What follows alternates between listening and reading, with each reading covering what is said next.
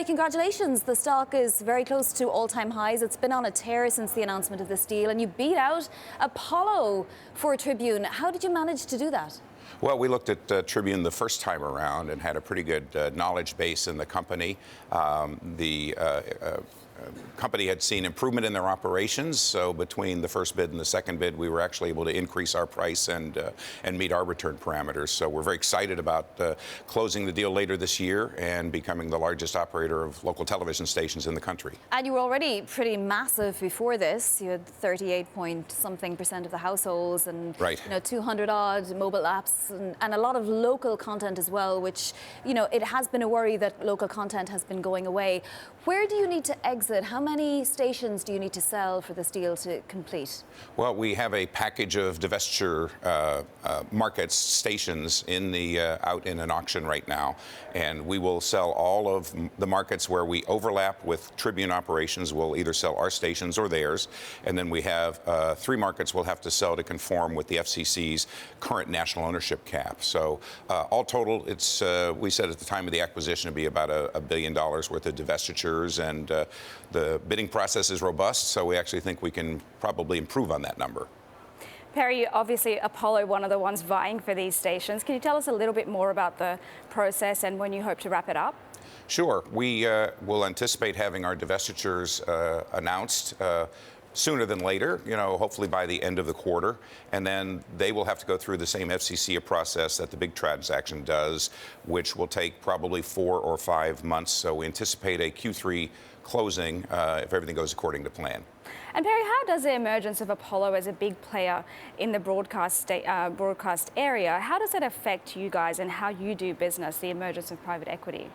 Well, I had a private equity partner for the first 13 years of Nexstar's existence, and I would say fundamentally we still look at the business the same way. You want to grow your top line, have careful control on your expenses, and drive value for your shareholders, whether they're public or private. So I think there hasn't been private equity interest in the business for quite some time, so I take it as a net positive as a shareholder of Nexstar. Good morning, Mr. Sook. Guy Johnson in London.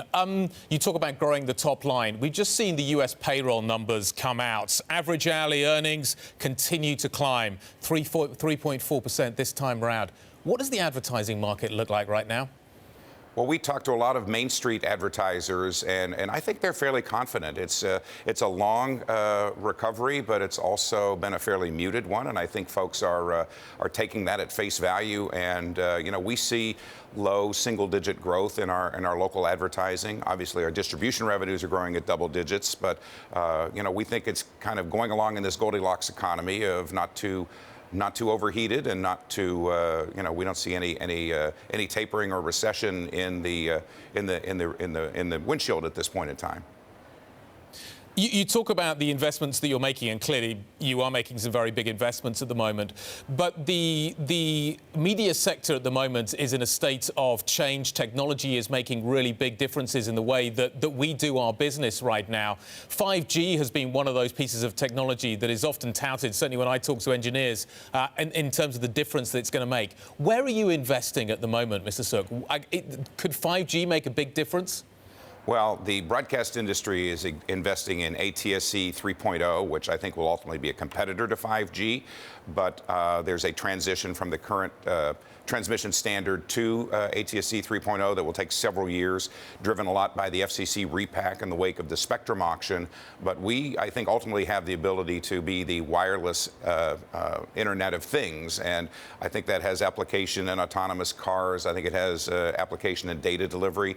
It will take a while for the transition in broadcast television to take place, but we think 5 to 10 years from now this will be a significant value driver for those of us in the local television business who have that spectrum that is ubiquitous across each of the markets that we serve. We're seeing more OTT services. We're seeing more tech players get into the broadcast environment, the latest being Amazon and a group to bid for Yes Network assets.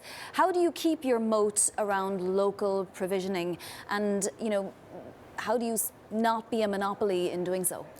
Well, in our local markets, with the somewhat diminution of newspaper, we are generally the local news, authority and the originator of local content.